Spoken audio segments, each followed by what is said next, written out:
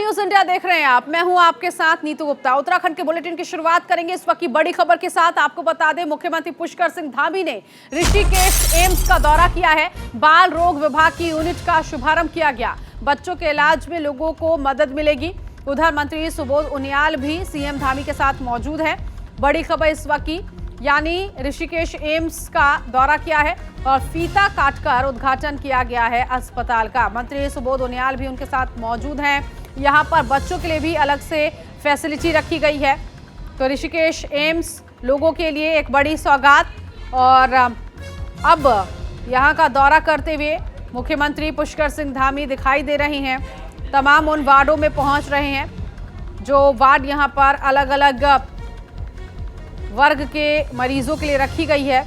महिला के लिए, पुरुष के लिए जो मरीज यहाँ पर आएंगे उनको क्या सुविधाएं दी जा रही हैं, क्या फैसिलिटीज होंगी इस अस्पताल में और कौन कौन से इलाज संभव है, इसको लेकर आज ये दौरा मुख्यमंत्री की तरफ से किया जा रहा है।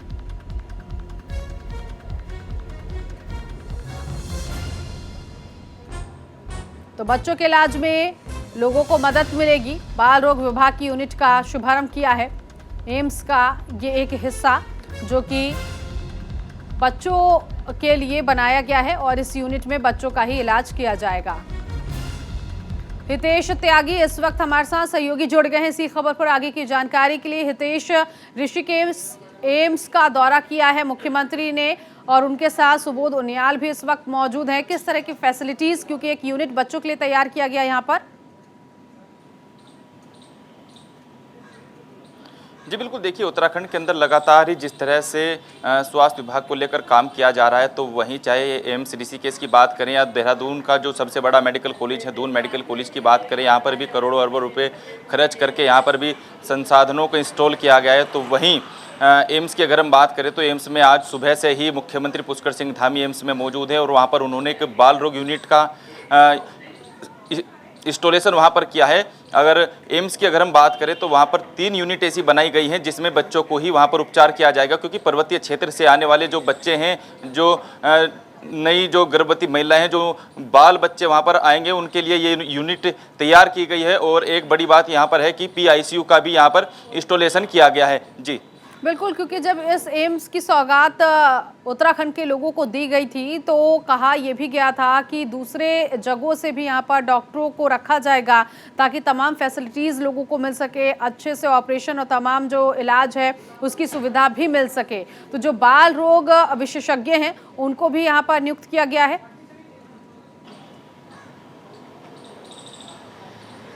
जी बिल्कुल, देखिए 24 घंटे चलने वाला यह एम्स अस्पताल में 4 यूनिट के हिसाब से यहाँ पर डॉक्टरों की तैनाती की गई है। और ऐसे ही कई विभाग है जिनमें पहले 4 यूनिट में डॉक्टर तैनात नहीं थे, लेकिन अगर हम कार्डियक की बात करें तो कार्डियक में भी यहाँ पर 4 यूनिट डॉक्टरों की तैनात की गई है। अब हर विभाग का अलग अलग डॉक्टर 4 शिफ्टों में यहाँ पर काम करेगा, जिससे डॉक्टरों को भी दिक्कतों का सामना ना करना पड़े, वो भी समय से अपने घर चले जाएँ और आराम कर सके। जी ठीक है, आप बने रहिएगा, एक बार फिर से लौटेंगे आपके पास। मुख्यमंत्री पुष्कर सिंह धामी ने जॉली ग्रांट एयरपोर्ट से देहरादून, अल्मोड़ा, पिथौरागढ़ हेली सेवा का फ्लैग ऑफ किया। ये हेली सेवा देहरादून से हल्द्वानी, पंतनगर, अल्मोड़ा, पिथौरागढ़ तक चलेगी। जानकारी के मुताबिक 7 सीटर पवन हंस की ये सेवा अभी सप्ताह में 1 दिन चलेगी। बता दें कि मुख्यमंत्री पुष्कर सिंह धामी ने इस हेली सेवा को शुरू करवाने के लिए ज्योतिरादित्य सिंधिया का आभार व्यक्त किया है और कहा है कि उड़ान योजना के तहत राज्य में जो हेली सेवाएं चल रही हैं, ये उत्तराखंड में एयर कनेक्टिविटी को बढ़ाने में महत्वपूर्ण भूमिका निभाएंगी। इन सेवाओं से लोगों को आवागमन की सुविधा मिलेगी और ये सुविधा और ज्यादा आसान होगी।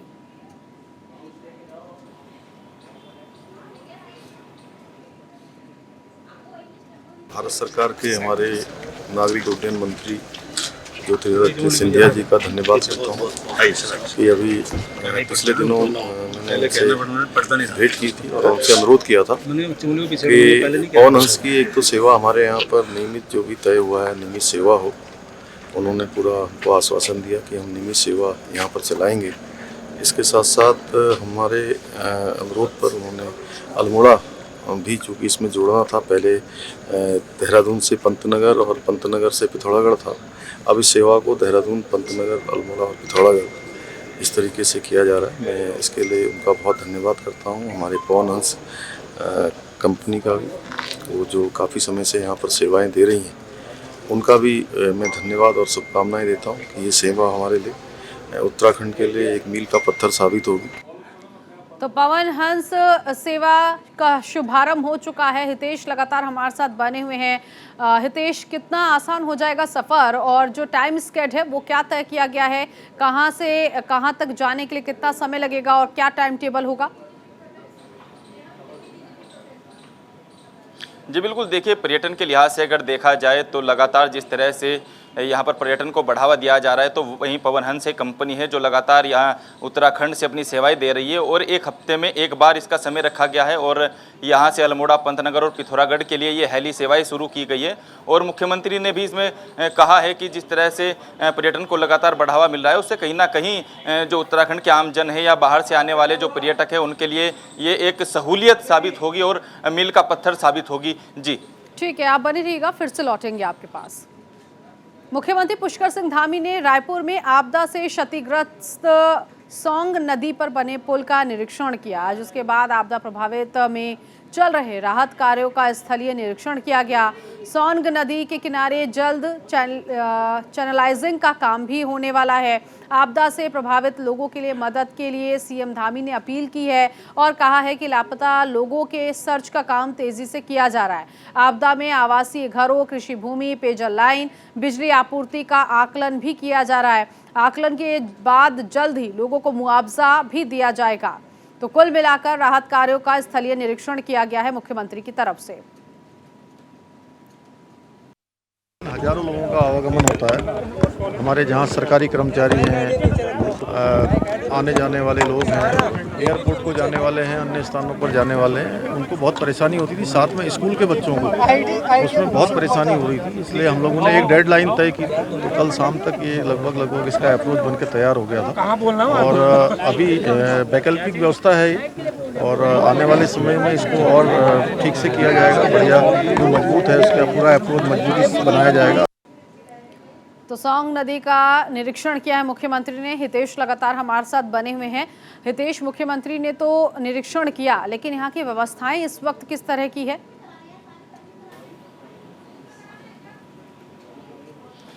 जी बिल्कुल, देखिए उत्तराखंड की राजधानी देहरादून के माल देवता में जिस तरह से देवीय आपदा आई थी, तो कहीं ना कहीं यहाँ का जो जनजीवन है वो बेहताशा प्रभावित हो गया है, क्योंकि वहाँ का जो जल की बात करें या बिजली की बात करें, आपूर्ति यहाँ पर पूरी तरीके से ठप है। लगातार मुख्यमंत्री यहाँ का निरीक्षण कर रहे हैं। आपने देखा कि अभी भी मुख्यमंत्री यहाँ का निरीक्षण लगातार कर रहे हैं और जिस तरह से सोंग नदी का पुल गिरा है, ये भी कहीं ना कहीं अपने आप में बड़ा सवाल है, क्योंकि PWD विभाग की द्वारा जिस तरह से पुल बनाया गया और इस आपदा में इस पुल का एक हिस्सा ढह गया, तो कहीं ना कहीं ये सब चीज़ें भी सवालों के घेरे में हैं। और जिस तरह से मुआवजे की बात मुख्यमंत्री ने कही है, तो जो भी इस घटना की जद में आए हैं, जो भी इस घटना की चपेट में आए हैं, चाहे वो मवेशी हो या परिवार हो या व्यक्ति हो, कोई भी बाहर से आए हुए पर्यटक हो, उनको उसी के हिसाब से यहाँ पर मुआवजा देने की बात मुख्यमंत्री ने कही है। जी ठीक है हितेश, फिर से लौटेंगे आपके पास, आगे की खबरों पर भी आपसे जानकारी लेंगे। खबर देहरादून से मिल रही है, जहां कांग्रेस ने विधानसभा में हुई भर्ती को लेकर बड़ा सवाल उठाया है और कहा कि रेखा आर्य, बीजेपी के संगठन महामंत्री, पूर्व अध्यक्ष मदन कौशिक समेत कई मंत्रियों के PRO को विधानसभा में नौकरी लगा दी गई, वो भी बैक डोर से। ऐसे में प्रदेश अध्यक्ष करण माहरा ने जांच की मांग की है। करण माहरा का मानना है कि VDO की भर्ती जिस कंपनी से कराई गई है उसमें भर्ती घोटाला सामने आया है। सूत्रों से ये जानकारी मिल रही है कि विधानसभा में हुई भर्तियों को भी इसी कंपनी से कराया गया, जो कि चुपचाप कराया गया है। वैसे माना जा रहा है कि विधानसभा भर्ती में जल्द ही बड़े खुलासे होने की उम्मीद है।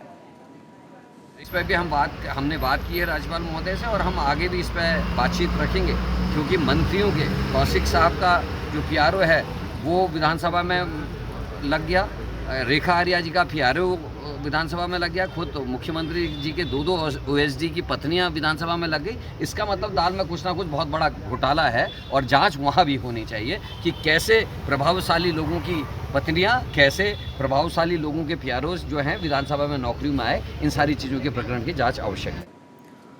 और इसी खबर पर मेरे सहयोगी संजय पुंडीर इस वक्त जुड़ चुके हैं मेरे साथ। संजय, जब कांग्रेस ने सवाल उठाया विधानसभा भर्ती को लेकर, तो अब कांग्रेस की तरफ से आगे क्या कदम उठाया जाएगा?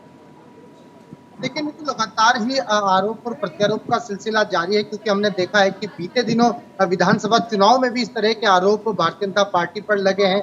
हालांकि इस बार विधानसभा चुनाव में कांग्रेस को एक उम्मीद थी, जिन मुद्दों के साथ चुनाव लड़ी थी और फिर भी उसके बाद भी हार हुई है। तो कहीं ना कहीं कहा जा सकता है कि जिस तरह सवाल उठ रहे हैं, अब भारतीय जनता पार्टी सवालों के घेरे में है। अब देखते हैं कि आगे की किस तरह की रणनीति कांग्रेस बनाती है और किस तरह से करती है। जी ठीक है संजय, आप बने रहिएगा, फिर से लौटेंगे आपके पास। खबर देहरादून से, जहां कांग्रेस मुख्यालय में प्रदेश अध्यक्ष करण माहरा ने प्रेस कॉन्फ्रेंस की और बीजेपी सरकार को कई मुद्दों को लेकर घेरा। ऐसे में करण माहरा ने ये कहा कि राज्य सरकार ने महिला सहायता समूहों की अनदेखी की है। महिला आरक्षण को लेकर माहरा ने कहा कि राज्य सरकार कोर्ट में पैरवी करने में नाकाम रही। इसी मसले पर कांग्रेस के प्रतिनिधि मंडल ने राज्यपाल से मुलाकात कर उन्हें ज्ञापन सौंपा है। बता दें कि करण माहरा ने यूकेएसएससी पेपर लीक मामले को लेकर भी सरकार पर सवाल उठाए और कहा कि सरकार को गंभीरता से निर्णय लेना चाहिए। यहाँ सवाल हजारों युवाओं का है। जो भी उन्होंने कानूनी राय ली होगी उसके हिसाब से जो किया होगा मेरी जानकारी में नहीं, क्योंकि उन्होंने जो डिसीजन लिया है वो ये वही बता सकते हैं, ये मैं नहीं बता सकता। लेकिन मुझे ये लगता है कि जो बच्चों का भविष्य खराब किया है इस राज्य में, ये उसके लिए पूरी तरीके से भारतीय जनता पार्टी की सरकार जिम्मेदार है, क्योंकि सरकार के रहते हुए इस तरह के घोटाले हुए। और जब 2016 का जो घोटाला था उसको जांच की मांग मैंने की थी विधानसभा में 2017-18 में, जिसमें प्रकाश पंत जी ने आश्वासन भी दिया था, उसमें आज तक कुछ कार्रवाई नहीं हुई। इसीलिए ये आज भी ये कार्रवाई मतलब जो ये हुआ है, अगर 2016 की उसमें जाँच हो गई होती और अपराधी पकड़े जाते तो आज ये नौबत नहीं आती। उधर उत्तराखंड में अधीनस्थ सेवा चयन आयोग में लगातार गिरफ्तारियां हो रही हैं। कांग्रेस बीजेपी सरकार पर भर्ती में हो घोटाले को लेकर बड़े बड़े आरोप भी लगा रही है, जिसके बाद कांग्रेस के प्रतिनिधि मंडल ने कई मुद्दों को लेकर राज्यपाल से मुलाकात की। इस दौरान प्रदेश अध्यक्ष करण माहरा ने कहा कि जिस तरह से अधीनस्थ सेवा चयन आयोग में गिरफ्तारियां हो रही हैं, इसमें असली हाकम सिंह रावत कब गिरफ्तार होगा। उन्होंने कहा कि इसमें जांच का दायरा बढ़ाकर बड़े मगरमच्छों को गिरफ्तार करना चाहिए। आपको बता दें कि कांग्रेस का प्रतिनिधि मंडल फॉरेस्ट भर्ती घोटाला हो या फिर सहकारिता, ऐसे कई मुद्दों को लेकर राज्यपाल से मुलाकात कर बड़ी कार्रवाई करने की बात कही है। हितेश लगातार हमारे साथ बने हुए हैं। हितेश, क्योंकि कांग्रेस जो है एक बार फिर से बीजेपी पर हमलावर होती नजर आ रही है और राज्य के कई मुद्दों को लेकर कई तरह के सवाल भी उठाए गए हैं। राज्यपाल से जब मुलाकात हुई है तो ज्ञापन भी दिया गया है कांग्रेस की तरफ से, क्या कुछ ज्ञापन के जरिए संदेश? जी बिल्कुल, देखिए जिस तरह से उत्तराखंड के अंदर यूके का मामला तूल पकड़ता जा रहा है, अब तक इसमें 2 बड़े अधिकारी गिरफ्त में आ चुके हैं। 20 इसमें गिरफ्तारियां हो गई हैं। कल भी इसमें पंतनगर से एक पूर्व अधिकारी को इसमें गिरफ्तार किया गया है। तो लगातार जो गिरफ्तारियों का जो सिलसिला है वो चल रहा है और ऐसे में जिस तरह से कांग्रेस लगातार भारतीय जनता पार्टी पर हमलावर है, सरकारों पर हमलावर है, वो कहीं ना कहीं कह रही है कि इसमें सीबीआई की जाँच होनी चाहिए। उन्होंने साफ तौर पर कहा है, राज्यपाल से मिले हैं, कि चाहे इसमें फॉरेस्ट की भर्ती हो या फिर सहकारिता की भर्ती हो या फिर टीचरों की भर्ती हो, सभी में घोटाला है, सबकी जांच सीबीआई से होनी चाहिए। उन्होंने सीबीआई की मांग की है, क्योंकि बड़े मगरमच्छ तभी सामने आएंगे जब इसमें सीबीआई की जांच होगी। जी ठीक है हितेश, बहुत शुक्रिया इस जानकारी के लिए। उधर उत्तराखंड बीजेपी में प्रदेश की नई कार्यकारिणी का गठन हो गया है, तो वहीं दूसरी तरफ प्रदेश की जातिगत समीकरणों को देखते हुए प्रदेश अध्यक्ष महेंद्र भट्ट ने अपनी कार्यकारिणी का गठन कर दिया। आपको ये जानकारी दे दें कि आने वाले समय में प्रदेश में त्रिस्तरीय पंचायत चुनाव हो या फिर लोकसभा चुनाव, बीजेपी संगठन और सरकार ऐसा कोई भी कदम नहीं उठाना चाहती जिससे कि उसे भारी नुकसान हो। इसी को लेकर हमारे संवाददाता हितेश त्यागी ने बीजेपी प्रदेश अध्यक्ष महेंद्र भट्ट से खास बातचीत की है, सुनिए। की कार्यकारिणी है जो उसका गठन हो गया है और महेंद्र भट्ट जो कि भाजपा संगठन के प्रदेश अध्यक्ष हैं वो हमारे साथ मौजूद हैं। उनसे जानने की कोशिश करेंगे कि क्या क्या आगे चुनौतियां रहने वाली है, किस तरह से संगठन के लिए काम आगे किया जाएगा। तो स्वागत है आपका अध्यक्ष जी। बहुत धन्यवाद सर। जिस तरह से पहली बार ये जिम्मेदारी आपको दी गई है, किस तरह से देखते हैं, कितनी चुनौतियाँ हैं, क्योंकि लोकसभा का चुनाव भी नज़दीक है। देखिए, राजनीतिक दल के कार्यकर्ता होने के नाते जो दायित्व मिलता है उस दायित्व को हम खैर स्वीकार करते हैं। हमारा संगठन सामूहिक नेतृत्व का संगठन है। राजनीतिक जीवन में चुनौतियां लोकतंत्र के द्वारा जो चुनाव होते हैं उन्हीं के आधार पर होती हैं। हम लोगों ने हर चुनाव जीते हैं अपने कार्यकर्ताओं के दम पर, पुष्कर सिंह धामी जी के नेतृत्व में, और देश के प्रधानमंत्री नरेंद्र मोदी जी के आशीर्वाद से हम नंबर 1 पर थे, नंबर 1 पर हैं, नंबर 1 पर रहेंगे। अब जहाँ तक भविष्य के चुनाव हैं तो उसके लिए अभी मेरा सभी विधानसभा में जाना हो रहा है। हम बूथ स्तर तक की जो हमारी टीम है उसको हम एक्टिव करेंगे और हमने तो चंपावत चुनाव को एक मिशन के रूप में लिया। तो जो रणनीति हमने चंपावत चुनाव में अपनाई वही रणनीति हम लोग अब आगामी दिनों के अंदर जो भी चुनाव होंगे, चाहे पंचायत के हैं, चाहे आप नगर पालिकाओं के आएंगे और चाहे विधानसभा लोकसभा के आएंगे, हम उन सब चुनाव में उस रणनीति को अपनाएंगे और बूथ का प्रबंधन, मजबूत प्रबंधन ये हमारा लक्ष्य है। मेरा बूथ सबसे मजबूत का जो नारा है उसको हमने इस बार सीधा पदाधिकारी से जोड़ा है। अब हमारा कार्यकर्ता, हमारा जो पदाधिकारी, जिला स्तरीय पदाधिकारी, मंडल स्तरीय का पदाधिकारी हो, हम उसके नाम के आगे उसका बूथ भी लिखने वाले हैं और बूथ का विजय उस कार्यकर्ता को आगे बढ़ाने में सहायक सिद्ध होगा, उसके नेतृत्व विकसित करने में भी वो सहायक सिद्ध होगा। इसलिए पहली बार हमने तय किया कि उत्तराखंड के अंदर हम अपने सब कार्यकर्ताओं को उसके बूथ के से उसका परिचय हो, इस दृष्टिकोण से हमारी रचना रहेगी जिससे कि भविष्य के चुनाव को हम कार्यकर्ता के बल पर हम जीत सकें। कैमरा पर्सन रोहित के साथ ही थे त्यागी, न्यूज इंडिया, देहरादून।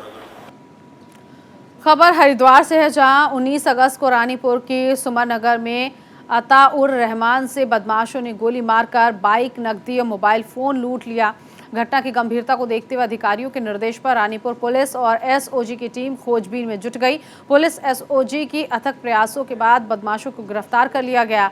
पकड़े गए बदमाशों के पास से देसी तमंचा, कारतूस और चाकू बरामद किए गए हैं, जिसके बाद इन बदमाशों से पूछताछ की गई और घटना को अंजाम देने के मामले में इन बदमाशों ने कई खुलासे भी किए। ऐसे में खुलासा ये किया गया कि बदमाशों ने आपसी दुश्मनी की वजह से घटना को अंजाम दिया है। सुमरनगर में लूट और गोली मारने का घटना आई थी, जिसमें बाइक को लूट लिया गया था, मोबाइल को भी ले लिया गया था और जो पीड़ित है उसको पैर में गोली मारी गई थी। इस सूचना पे पुलिस तत्काल वहां पे पहुंची और जनपद के अन्य थानों को भी अलर्ट कर दिया गया था और एक्टिवली पुलिस ने चेकिंग अभियान शुरू किया था। पुलिस के जो कांस्टेबल थे वो उस सुनसान लोकेशन पे खड़ी बाइक को देख के वहाँ पे पहुँचे। उसको जब तस्दीक किए तो ये वही बाइक निकली जो लूटी गई थी। एक टीम का गठन किया गया जिसमें एसओजी भी सम्मिलित थी। जो संदिग्ध थे उनको गिरफ्तार किया गया। पूछताछ में उन्होंने अपने जुर्म को कबूल किया। खबर पौड़ी गढ़वाल से है, जहां जिले में बाघ का आतंक थमने का नाम नहीं ले रहा। बता दें कि NH 534 पर दिन दहाड़े घात लगाकर बैठे गुलदार ने बाइक सवार पर हमला बोल दिया। चौबट्टा खाल के गांव के निवासी गांव से बाइक पर सवार होकर देहरादून जा रहे थे, तभी अचानक गुलदार ने हमला किया। बाइक पर 2 लोग सवार थे, दोनों के पैरों में हमले की वजह से वो घायल अवस्था में हो चुके हैं और उन्होंने हिम्मत दिखाते हुए बाइक को तेज गति से लेकर वो वहां से भागे, जिससे उनकी जान बच गई। बता दें कि कोटद्वार के बेस अस्पताल में दोनों का इलाज किया गया। गांव धरासो हमारा गांव है, पूजन में। तो रास्ते में लगते ही फर्स्ट में तो वहाँ पे लकिया, हम बाइक में थे, हम 2 लड़के। तो बाइक में उसने हमला किया हम पे। चोट पाँव पे है दोनों की। मेरे 5 टांके लग रखे हैं, उसके 2 लग रखे हैं। स्वास्थ्य मंत्री धन सिंह रावत के साथ हुई बैठक के बाद प्रांतीय चिकित्सा सेवा संघ ने काली पट्टी बांधकर किए जा रहे विरोध प्रदर्शन को समाप्त कर दिया। बता दें कि स्वास्थ्य मंत्री ने आने वाले 15 दिनों में सरकारी डॉक्टरों की सभी मांगों पर सकारात्मक कार्रवाई का आश्वासन दिया है। बैठक में हिमाचल की तर्ज पर डॉक्टरों के लिए अलग से स्थानांतरण नीति बनाने पर भी जोर दिया। ऐसे में पत्रकारों से बात करते हुए स्वास्थ्य मंत्री धन सिंह रावत ने कहा, हमारे राज्य में जितने भी डॉक्टर काम कर रहे हैं उन सभी की डीपीसी सरकार में साल भर में 2 बार निर्धारित की गई है। सरकार का बेहतर तालमेल डॉक्टरों के साथ ही अन्य स्वास्थ्य कर्मचारियों के साथ भी है। वो और आगे उन्होंने कहा, प्रिकॉशन डोज लगाने के लिए जल्द से जल्द अपने नज़दीकी हॉस्पिटल में आप सभी लोग ज़रूर जाएं। डॉक्टर काम कर रहे हैं, उनकी डीपीसी सरकार ने 2 बार निर्धारित कर दी है और आज भी मैंने डॉक्टरों के साथ सुबह मीटिंग की है। 15 दिन में मैंने कहा कि फिर डॉक्टरों की डीपीसी की जाए जो कि डीपीसी छूट गए हैं लेकिन ये डॉक्टरों को भी तय करना है कि वो जो है डीपीसी के कागज़ पूरे जो है सरकार को सौंपेंगे, क्योंकि जब तक वो अपने कागज़ नहीं देंगे तो डीपीसी होगी कैसे। तो ये आज मैंने डॉक्टरों के संगठनों से भी कहा है और बहुत अच्छा तालमेल अब हमारे डॉक्टरों के साथ में और जो हमारे पैरामेडिकल स्टाफ है उसके साथ में हम हर 15 दिन में आपस में डीजी स्तर पे एक बैठक भी करते हैं कि किसी की कोई दिक्कत ना हो।